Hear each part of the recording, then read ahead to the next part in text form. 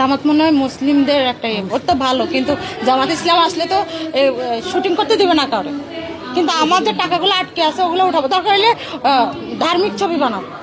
এখানে অনেক রাজনীতি চলে, কিন্তু আমি তো রাজনীতি বুঝি না। আমি আওয়ামী লীগকেও ভালোবাসি, বিএনপিরও ভালোবাসি, সবাইরে ভালোবাসি। জামাত কি শুনছি আর কি, দেখি নাই। কোন জেলার ছেলে পছন্দ বেশি?